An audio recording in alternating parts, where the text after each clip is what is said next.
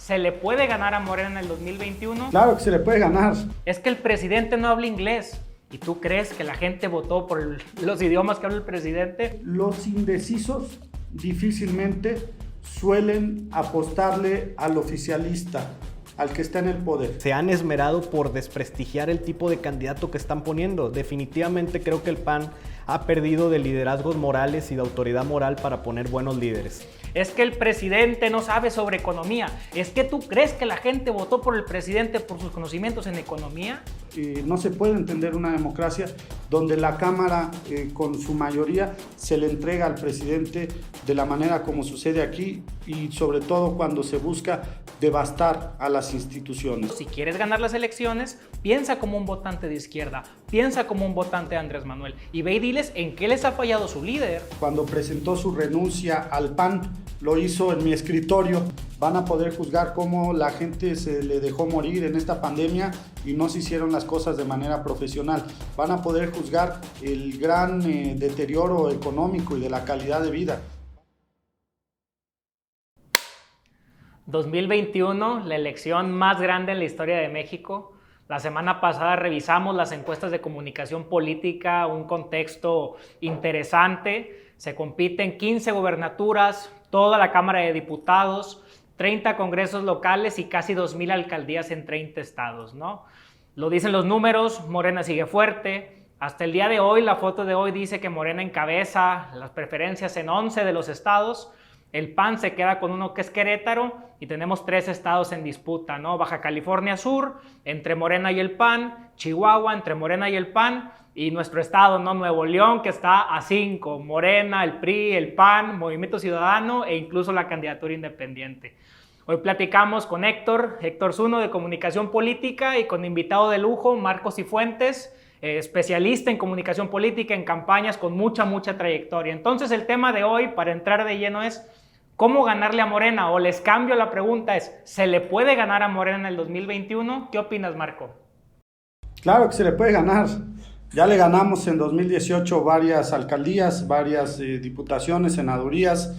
Le ganamos de las ciudades más importantes, mira, ganamos Querétaro, ganamos San Luis Potosí, ganamos San Miguel de Allende, se ganó San Pedro Garza García con un independiente, ganamos varios también del Bajío, San Miguel de Allende, Irapuato. Vaya que se le puede ganar.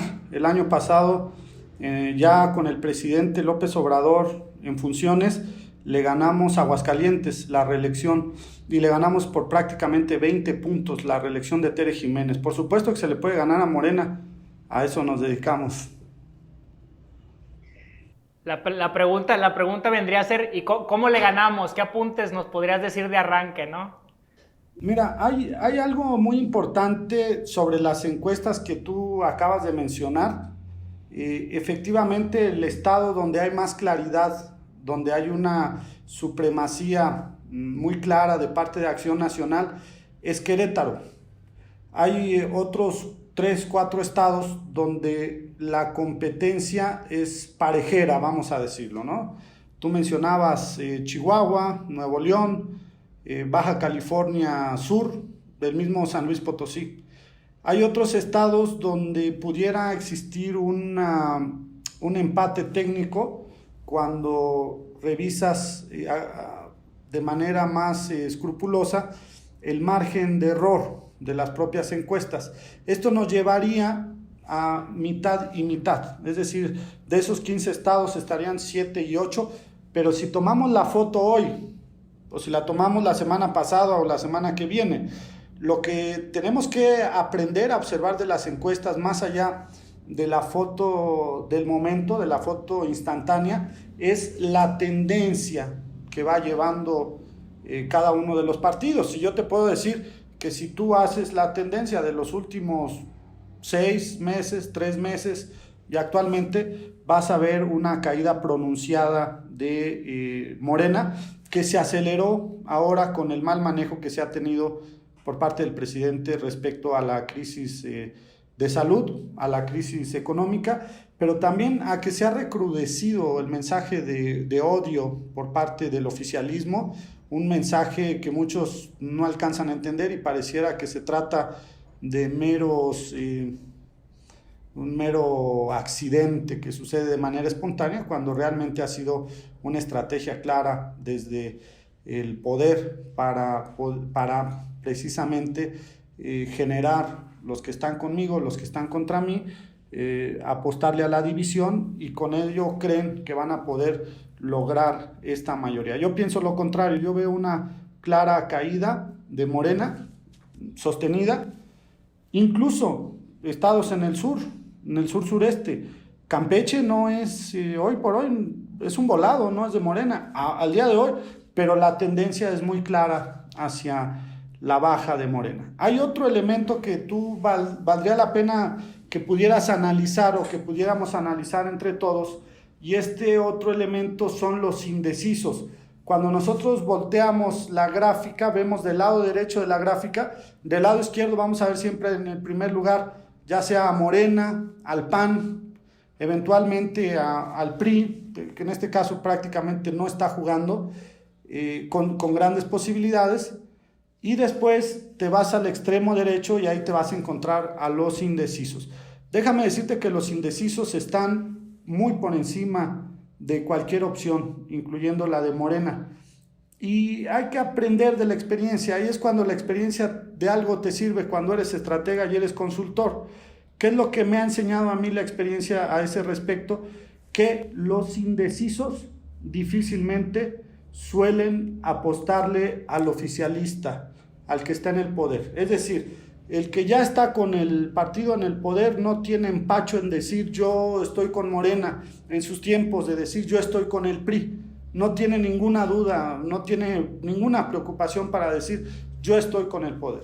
Si después de todo este discurso de división, de encono, de odio inclusive, no han podido llevarse a esa gran rebanada del pastel que son los indecisos, es precisamente porque no se los van a llevar. ¿Quién se los va a llevar? Quien tenga la mejor campaña, el mejor discurso, la mejor propuesta, sin duda se va a quedar con los indecisos. ¿Qué tal, Marco? Oye, fíjate que eso que yo estoy anotando aquí un par de temas que has platicado, y fíjate que nosotros levantamos, como dices tú, una foto del momento hace poquito, y veíamos, como dice Pato, más o menos cómo está el tema de los estados al día de hoy. Fíjate que comparto contigo el punto de las tendencias, de cómo vemos cómo en algunos rubros ha caído Morena, en algunos otros ha subido. Fíjate que yo me quedo con dudas y me gustaría tu opinión. Fíjate que cuando empieza a fortalecerse todo este tema del COVID y toda la agenda ya era el tema del COVID, ya el tema de inseguridad, el tema de economía empezaba a pasar a segundo plano en estos 2 últimos meses por el tema del COVID. No sé si tú sentiste que las autoridades, sean de Morena, sean del PRI o sean del PAN, se fortalecen como autoridad, porque obviamente la comunicación se vuelve más gubernamental. ¿Tú crees que ahorita estamos, como bien dices, en un espejismo en donde únicamente por el tema del COVID las autoridades salen mejor evaluadas? ¿O crees que esto se va a mantener a la alza? Porque unos pensarían, optimistas en Morena, que esta situación le va a favorecer al presidente López Obrador de aquí al 21, porque no se habla de otra cosa más que únicamente de COVID. ¿Tú cómo lo ves como analista, por ejemplo? Mira, yo veo lo que leemos todos los días en las redes sociales y en los medios de comunicación. No se puede tapar el sol con un dedo, y a nadie le puede gustar la estrategia que se lleva a cabo respecto al COVID. Son un sinnúmero de contradicciones. Tienes por un lado al subsecretario diciendo no salgan, por el otro lado al presidente diciendo sí salgan. Cualquier país, inclusive Argentina, y que es de corte de izquierda y medio populista o muy populista, le ha apostado a las empresas, está pagando la mitad de los sueldos de los trabajadores, el gobierno, y en México se le dejó solo al sector productivo. En México no solo se le ha dejado solo al sector productivo, sino se ha dejado de escuchar a las organizaciones, a la oposición, a las cámaras, se les ha tratado con mucho desprecio. Hay una gran molestia. Nadie en su sano juicio puede decir que aquí se ha manejado bien la crisis. Los muertos se cuentan ya por miles y miles, pero además sabemos que hay que se está jugando con las cifras, que por cada registro es al menos de 10 o 20 con los contagios que existen. por cada uno que se registra, que los muertos pueden ser incluso el doble de los que se registran. A nadie le va a ayudar esto, a ningún gobierno le puede ayudar esta irresponsabilidad o este manejo perverso de la información. Sin duda, si tú me dijeras, no, bueno, es que el gobierno federal ha trabajado de la mano con todas las organizaciones, ha trabajado con las mujeres, ha trabajado con los empresarios, con los pequeños comerciantes, no ha trabajado con nadie, está trabajando por su cuenta y de hecho pareciera que está ausente de la crisis sanitaria y anda más bien en el tema electoral. Por lo tanto, ¿y por qué anda en el tema electoral? Porque es su mayor preocupación y porque precisamente en el War Room o en los... Sí, el War Room es la cabeza de López Obrador, por cierto, haciendo la anotación. Ahí en donde suceden las cosas, donde se toman las decisiones en la cabeza de López Obrador, él tiene muy claro que cada vez se va estrechando mucho más sus posibilidades de ganar 2021 y con ello de perder la mayoría en la Cámara de Diputados y con ello de dejar de tener esa manga ancha que hoy le permite hacer prácticamente lo que se le pega a la gana, hacerse de la Comisión Nacional de Derechos Humanos como lo hizo en el Senado, a mordidas se quedaron con esa Comisión de Derechos Humanos, hoy la amenaza de desaparecer prácticamente los organismos autónomos que no les, pues todos, porque lo regulan, por eso son autónomos, porque regulan la información, regulan la competencia, regulan las telecomunicaciones, regulan la energía, pues claro que un régimen autoritario no los quiere. Entonces ellos están dando esa batalla, creen que este es un tema que se despiertan desayunando, comiendo y cenando elecciones, en vez de estar pensando en las miles de vidas que se están perdiendo y que podrían evitarse esas pérdidas humanas. Vaya, todo esto va en detrimento del presidente y lo notas en las redes sociales, lo notas en las columnas, lo notas en la presión que existe a nivel internacional. Difícilmente esto le puede abonar al presidente. ¿Qué sí le puede abonar al presidente? Le puede abonar la división de la oposición. Le puede abonar las manos caídas, el no ponerse de acuerdo, el egoísmo de los partidos políticos que estén pensando en, no, bueno, pues yo saco... Hoy tengo 20 diputados, pues con 40 ya la hice, ¿no? Tengo el doble. El que esté pensando de esa manera, eso le favorece a López Obrador y le favorece al oficialismo. ¿Qué se va a votar? ¿Qué se va a votar en este 2021? La gente, honestamente, salvo honrosas excepciones, nadie se levanta preocupado por quién va a ser su diputado. Nadie dice, ay, mi distrito, el distrito 8, el distrito 14, Pedro o Lucía, ni siquiera los conocen. Lo que se va a votar es la continuidad del régimen, la mayoría para el régimen o el cambio de modelo o parar, frenar a ese régimen, ponerle contrapesos reales para que no siga avanzando en algo que a todas luces es un modelo autoritario. Diste en un punto muy importante, Marco, la división de la oposición. El presidente López Obrador ha declarado varias veces que la oposición estaba moralmente derrotada, ¿no? Destruida, nauseabunda. Y es cierto, la oposición está muy dividida. Hoy tenemos a un PAN que pareciera es la gran oposición o la única oposición clara al presidente en todo el país. Un PRI que no sabemos si juega con el PAN, el PRIAN o si juega con Morena. Un Movimiento Ciudadano que se posiciona en Jalisco, que se posiciona en Nuevo León, de algunos otros partidos minoritarios, ¿no? Pero hay otro tema, vienen los nuevos partidos que van a surgir y partidos que no se pueden aliar en su primera elección, partidos que tienen que lograr el 3% de los votos para mantener su registro. Y hay uno que a mí me importa y hay uno que pongo sobre la mesa, que es México Libre, el partido de Felipe Calderón. Platicando con amigos panistas, yo les he llegado a decir, su mayor enterrador va a ser Felipe Calderón. ¿Por qué? Porque hoy dicen las encuestas que traen un 10%, un 16%, un 18%. Bueno, con Felipe Calderón, un líder que en realidad yo me atrevería a decir, es el gran líder de la oposición. Un personaje que todavía no tiene un partido político, es el mayor detractor de López Obrador el día de hoy. ¿Qué va a pasar el día que México Libre ponga candidatos? ¿Qué va a pasar el día que México Libre tenga que obtener el 3%? ¿Qué va a pasar con los votos del PAN? Que hoy parece que es la gran oposición con una gran división, ¿no? Entonces, esta oposición dividida, fragmentada, que requiere presupuesto, que requiere votos, ¿cómo se va a presentar? Buscando sacar a Morena, pero buscando ganar espacios. Mira, tienes toda la razón. Yo en lo personal puedo preciarme de haber tenido varios encuentros en algún momento, coincidencias con el expresidente Calderón, y de hecho déjame decirte que cuando presentó su renuncia al PAN, lo hizo en mi escritorio en la Ciudad de México, en las Lomas de Chapultepec, en mi oficina que tenía en ese tiempo por allá. Ahí le presté mi escritorio, ahí presentó su renuncia. Yo le tengo mucho respeto al presidente Calderón, pero yo creo que el presidente Calderón ya fue presidente.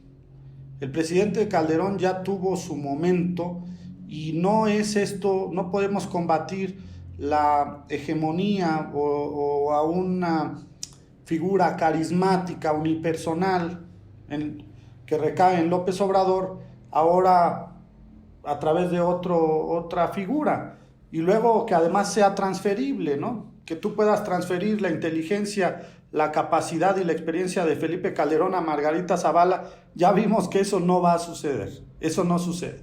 Pero hay algo que no nos debe de preocupar también. Como decíamos hace rato, que estábamos en una disyuntiva, los mexicanos nos vamos a enfrentar a una disyuntiva, o el oficialismo, o el modelo, el sistema, lo que ellos le llaman la 4T, eso es unipersonal y es López Obrador. Es más, tú quita de esa ecuación ahorita a López Obrador y nadie estaría preocupado por Monreal o por el Fernández Noroña o por toda la chusma esta que acompaña al presidente, que nada más le hace comparsa porque no tienen ni siquiera un liderazgo propio. Quítalos de ahí. Es López Obrador. Es decir, porque es mucho más fácil entender hoy por qué López Obrador juega con ese discurso, porque juega con él, de que la oposición está desarticulada, efectivamente, porque no se ven los liderazgos, no es una campaña presidencial, difícilmente vas a tener un nombre que sobresalga, es López Obrador contra todos los demás. Bajo esa lógica, déjame decirte que queda una buena posibilidad contra la idea que tiene López Obrador. Esa posibilidad te da lo siguiente: nunca en la historia moderna de México habías tenido tú tanta participación de organizaciones sociales independientes que hoy se están moviendo, se están movilizando, se están manifestando, se están pronunciando, y durísimo, ¿eh? Nunca habías tenido tú incluso líderes de opinión con batallas tan encarnizadas contra el sistema, porque saben que está en peligro su propia libertad, la libertad de expresión, y ya no hablemos de muchas otras libertades. Es decir, la sociedad civil hoy más que nunca va a jugar un papel preponderante. ¿Y qué va a suceder? Y déjame hacerle, el tema de la estrategia tiene que ver con mirar lo que sigue, las jugadas que vienen, como en el ajedrez. Si esto fuera una batalla, tú tienes que ir sabiendo cuáles son las tropas que va a mover el enemigo. Y por eso la estrategia de ahí nace. ¿Qué es lo que va a suceder? ¿Qué es lo que yo veo que va a suceder? Efectivamente, hoy Calderón y su Partido Libre se va a volver algo que le reste al PAN, que es la oposición que tiene más posibilidades. El PRI va a jugarle al vivo, vamos a decirlo, y se va a bifurcar y va a apoyar donde pueda, donde le convenga de facto a la oposición y en silencio, pero va a estar amarrado con López Obrador, como lo ha estado durante estos años en la Cámara de Diputados y en la de Senadores. ¿Pero qué va a pasar? Va a llegar el momento, haz de cuenta que estamos en una especie de preliminares o eliminatorias, donde el que logre llegar mejor posicionado a 1 o 2 semanas de la elección va a jalar a todos los demás. Esto lo vamos a ver. Cuando alguien logra posicionarse como el que tiene verdaderas posibilidades, entonces tú verás a la sociedad, ahora más que nunca, volcándose a favor de esa propuesta, y va a tener que renunciar y va a tener que incluso con el dolor de su corazón. Yo tengo muchos amigos calderonistas que hoy por hoy creen que el partido de Calderón es la solución. Cuando vean que no les va a alcanzar esa posibilidad, van a terminar decantándose por una opción más seria. Ahora también te digo, si Calderón lograra ser él esa punta de lanza, olvídate de todos los demás partidos. Esa es la gran apuesta. Es como tus eliminatorias, tus semifinales, es como la Liga Mexicana de Béisbol, parafraseando a ya sabes quién. Nosotros hoy tenemos que preocuparnos por la Liga Mexicana Y de aquí el que salga mejor se va a ir a la Serie del Caribe. ¿Es cierto o no? De aquí va a salir el que va a ir a dar a la Serie del Caribe. Entonces, el que llegue en mejores términos, mejor posicionado, lo va a lograr. Y yo estoy seguro, sin duda, que va a ser la gran derrota de Morena en el 2021. Yo no veo otra opción. No significa que no pueda suceder que se salgan con la suya y puedan mantener la supremacía, pero realmente hay una gran molestia, hay un gran enojo, hay un gran desencanto en el país. Este país nunca se había dividido. Yo nunca había visto un presidente que saliera todos los días a denostar a unos y a otros, a llamarles a unos conservadores cuando apenas tienes para pagar la renta de tu casa, cuando tienes un carro y lo pagas en mensualidades y te llegan y te dicen fifí y te dicen conservador. Imagínate cuánta gente está en esa situación. Nunca había visto al país tan ofendido. Fíjate que hemos estado midiendo últimamente, hemos estado en diferentes estados y muchas de las personas y de los clientes con los que hemos estado me han dicho, oye, empiézate a medir la posibilidad de una alianza PRI-PAN, empiézate a medir la posibilidad de que ya sea que sea una persona del PAN la que comande la alianza, pero empieza a medir. ¿Por qué? Porque a niveles locales principalmente nos hemos encontrado que existe, digamos que más relación entre el PRI y el PAN que con Morena. Entonces, yo no sé ustedes qué opinen ahorita para que Pato y Marco nos platiquen, si ustedes consideran que es viable que la alianza PRI-PAN sí se dé, pero a niveles locales. A lo mejor, como bien dicen, será complicado a nivel federal. ¿Por qué? Porque a lo mejor los acuerdos allá se dan diferente. Pero en ciertos municipios, en ciertos espacios, ¿será viable ver por primera vez el PRIAN? Yo veo varios problemas y creo que son tres. El primero es que le dan legitimidad al discurso del presidente López Obrador. Si en una boleta vemos al mismo candidato bajo las siglas del PRI y las siglas del PAN, ¿qué va a decir López Obrador y Morena? Se los dije, si existe el PRIAN y los conservadores, ¿no? El segundo punto es que yo sí veo muy complicado que los votantes, sobre todo del PAN, voten por un candidato del PRI o por una fórmula del PRI. Porque el panista nació para vencer al PRI. El verdadero panista nació y salió a votar por años y años y años para vencer al PRI. Y el tercer punto es, ¿hasta qué punto le conviene al priista aliarse con el PAN y no jugar de facto detrás de cámaras con Morena? Porque ya hace unos días leí una columna, a ver, los gobernadores del PRI están atados de manos. ¿Por qué? Porque si sales a combatir al presidente López Obrador, si sales a llamar a una alianza con el PAN, ¿qué va a hacer la unidad de inteligencia financiera? Pues abrir investigaciones contra los gobernadores priistas e incluso contra algunos gobernadores panistas. De, a ver, ¿quieres jugar? Pues vamos a jugar, ¿no? Pero vamos a revisar tus finanzas de tu administración estatal o de tu administración municipal, ¿no? Entonces, yo veo complicado la alianza PRI-PAN. Por eso, tres razones. El presidente, que yo no creo que el panista vote por un priista o tache la sigla del PRI. Y tercero, por los riesgos que correrían los mismos priistas y panistas en formalizar una alianza. Yo también veo que va a ser difícil una alianza PRI-PAN, precisamente porque pareciera una alianza antinatura que además le da sentido al discurso de López Obrador. Y coincido también que ese tipo de alianzas se van a dar de manera local. Si hoy tú tomaras las gráficas de PAN y PRI y las juntaras, prácticamente le ganarías a Morena en la mayoría de los estados donde va a haber elecciones a gobernador, y tendrías asegurado el triunfo para lograr la mayoría en el Congreso, pero no se puede dar de manera automática, no puedes sumar aritméticamente sus votos, porque al final de cuentas la gente va a tener que, como bien dijo Patricio, va a tener que tachar en la boleta al emblema. Creo yo que se van a poder dar alianzas de facto. Yo creo que sí hubo un pacto de impunidad entre Peña y López Obrador, porque además pues está más claro que nunca, pero también creo que el PRI jamás pensó, o el priismo en general, jamás pensó que esta alianza iba a ser para apoyar un régimen como el de Venezuela. No los veo a ellos satisfechos, no los veo a ellos capitalizar qué podrían ganar en una situación como esta, donde se les iría de las manos cualquier futuro, cualquier posibilidad y muchas otras cosas. Por lo tanto, creo que sí va a haber alianzas de facto donde, según la fuerza de los candidatos de cada partido va a marcar una línea de acción que se va a ir entretejiendo, va a ser una trama que se va a ir entretejiendo a lo largo del proceso. Pero también recuerden ustedes cómo cuando llegas tú al momento culmen, al momento más importante de la toma de decisiones, cuando la gente ya está prácticamente empapada del proceso electoral. Hoy mismo no hay un proceso electoral, hoy mismo no hay candidatos, hay nombres que suenan, aspirantes.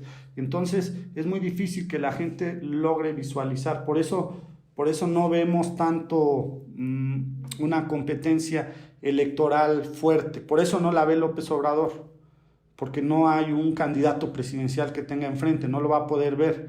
Pero conforme se vaya acercando esto hacia el tiempo de la elección, sí creo que va a haber, como en las carreras de profundidad, con esas carreras, la maratón o las caminatas, donde México era muy bueno hace muchos años, veremos cómo el que empiece a apretar en la recta final se puede llevar una gran participación de todo este proceso.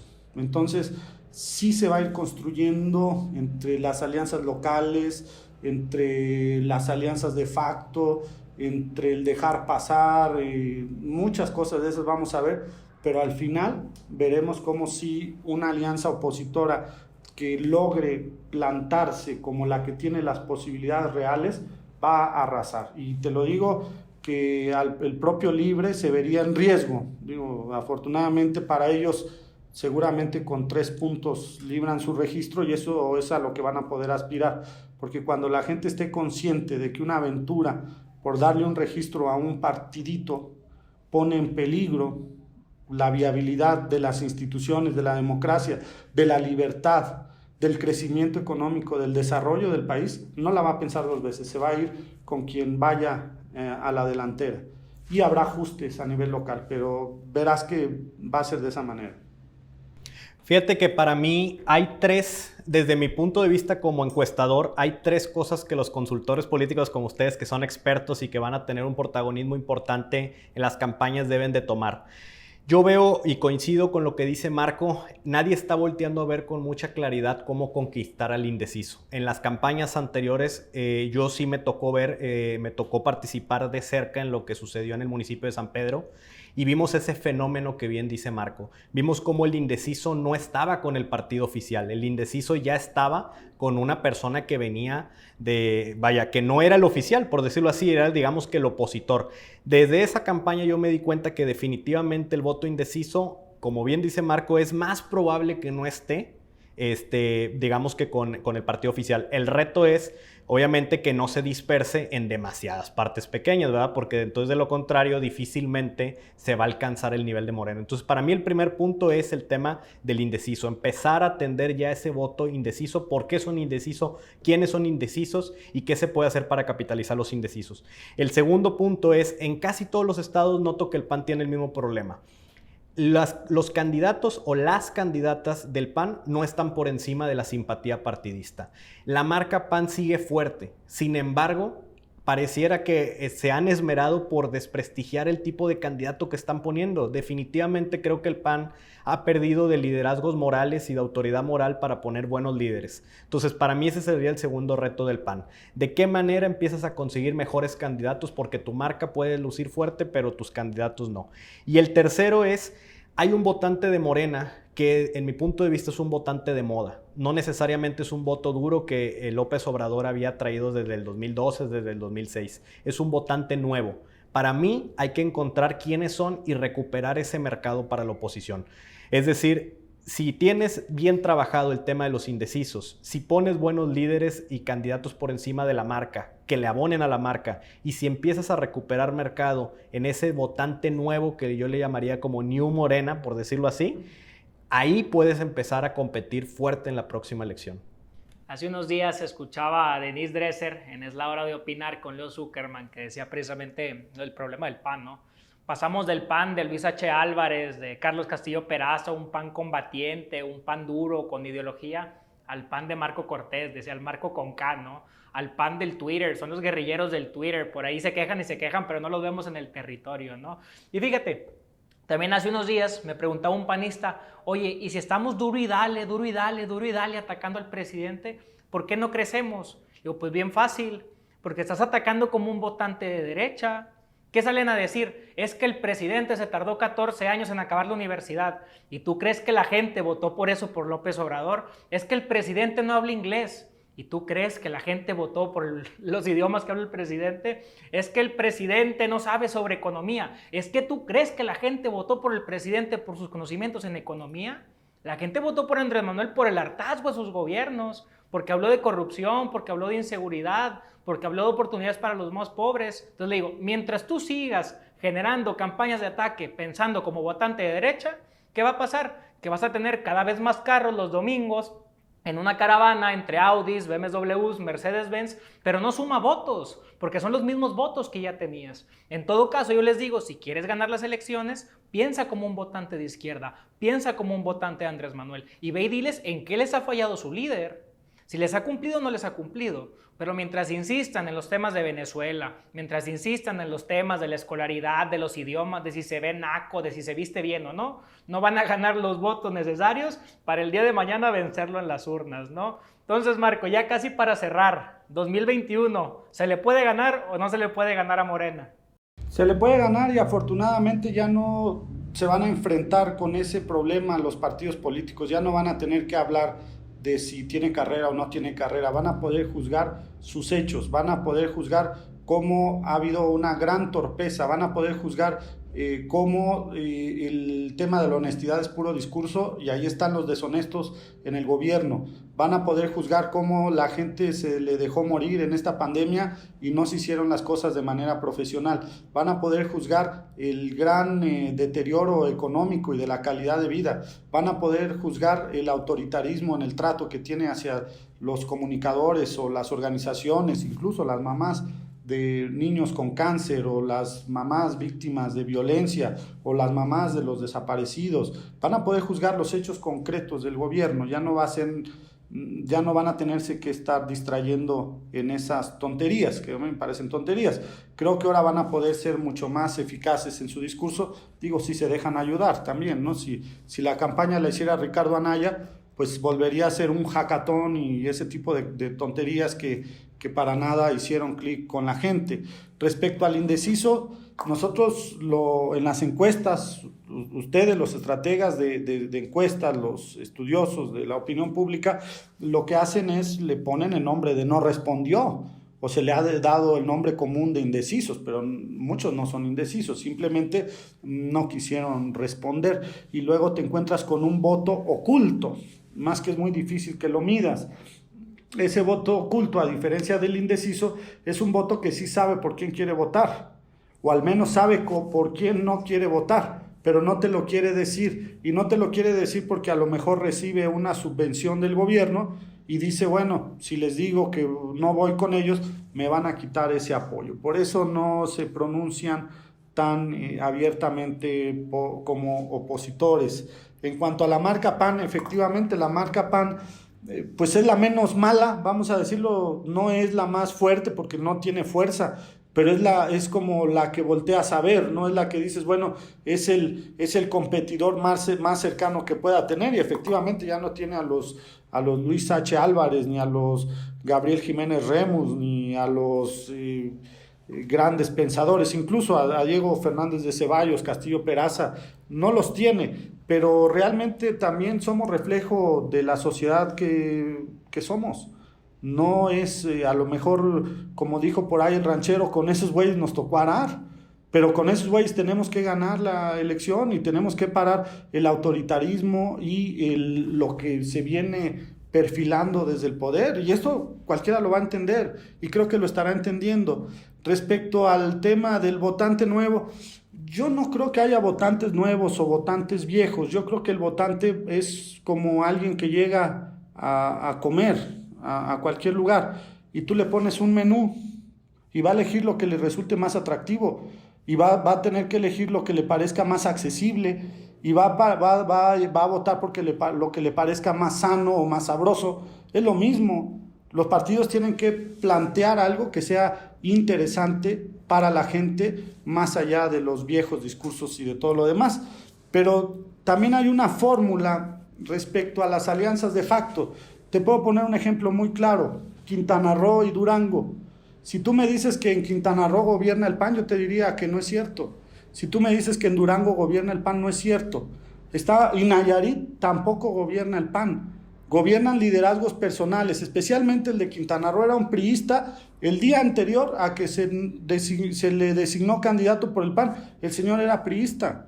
Simplemente no lo dejaron llegar por su partido, entonces se asoció con el PAN y logró ganar la gubernatura. Lo mismo Rosas Aispuro en Durango, nomás que Rosas Aispuro ya había dado el paso antes al ser legislador federal por el PAN, pero pues su equipo y su ideología sigue siendo del PRI.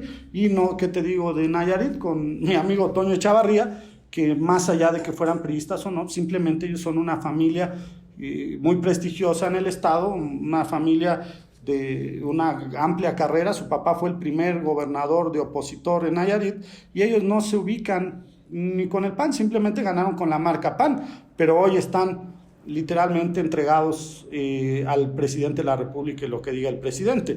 Por eso te digo que sí se van a poder dar ese tipo de situaciones en los estados y en los distritos donde te toque invitar a un candidato que por sí mismo hubiera ganado.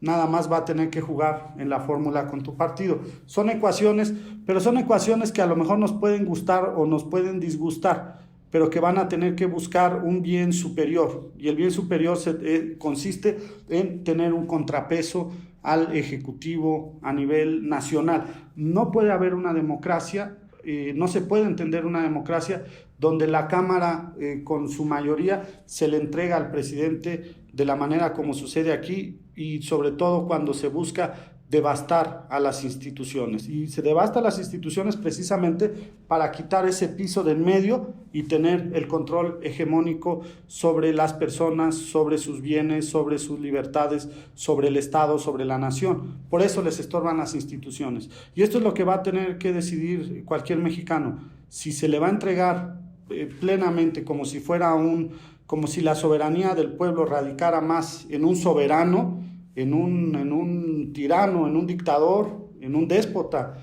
en un rey, en un emperador.